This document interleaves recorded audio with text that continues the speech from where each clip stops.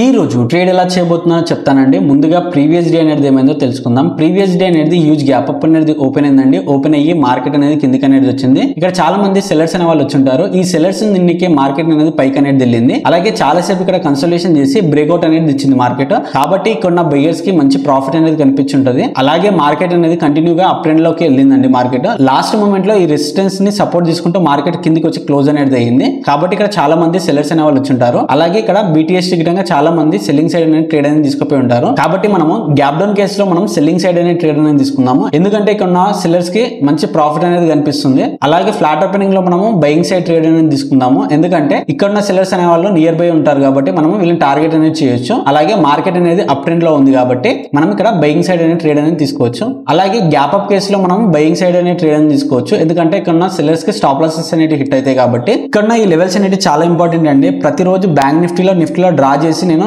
Telegram ఛానల్లో post అనేది చేస్తూ ఉంటాను. కాబట్టి ఇంకెవరైనా జాయిన్ కాకపోతే వెళ్ళి జాయిన్ అనేది అవ్వండి. వెయిట్ చేద్దాం, మార్కెట్ అనేది స్టార్ట్ కాబోతుంది. ఇక్కడ చూడండి మార్కెట్ అనేది మళ్ళీ సెల్లర్స్ ని ఇన్వైట్ అనేది చేస్తుందండి ఇక్కడ. కాబట్టి మనం ఇక్కడ బయింగ్ సైడ్ అనేది ట్రేడ్ అనేది తీసుకోవాలి. ఎందుకంటే ఇక్కడ ఆల్రెడీ క్లోజింగ్ ప్రైస్ కింద మార్కెట్ అనేది ఓపెన్ అయింది. అలాగే పైన గిటంగా సెల్లర్స్ అనే వాళ్ళు ఉన్నారు కాబట్టి ఇక్కడ మనం ఒక గ్రీన్ కలర్ క్యాండిల్ చూసి మనం ఎంట్రీ అనేది ప్లాన్ అనేది చేయాలి. వెయిట్ చేద్దాం, ఒక మంచి సెటప్ చూసి మనం ఎంట్రీ అనేది ప్లాన్ అనేది చేద్దాం. ఇక్కడ చూడండి మార్కెట్ అనేది ఫిబ్ ని సపోర్ట్ తీసుకుంటూ వెళ్తుంది. మనం లో నుంచి హైకి ఫిబ్ వేస్తే ఇక్కడ ఈ జోన్ అనేది ఫామ్ అయింది. ఇక్కడ మనము ఎంట్రీ అనేది ప్లాన్ అనేది చేద్దాము. ఇక్కడ మన ఎంట్రీ అనేది ట్రిగర్ అనేది అవుతుంది. ఇక్కడ మన 140 పాయింట్స్ అనేది మన టార్గెట్ అనేది ఉంటుంది. 50 పాయింట్స్ అనేది మన స్టాప్ లాస్ అనేది ఉంటుంది. ఈ సపోర్ట్ కింద మనం స్టాప్ లాస్ అనేది ప్లేస్ అనేది చేసాము. వెయిట్ చేద్దాం, మన టార్గెట్ అనేది హిట్ అవుతుందో లేదో చూద్దాము. ఇక్కడ చూడండి మన టార్గెట్ అనేది హిట్ అయిందండి. ఇక్కడ చూడండి మార్కెట్ అనేది ఫిబ్ ని రెస్పెక్ట్ చేసుకుంటూ వెళ్తుంది. అలాగే పైన సెల్లర్స్ SL ఉన్నాయి కాబట్టి మనం ఇక్కడ బయింగ్ సైడ్ ట్రేడ్ అనేది తీసుకున్నాం.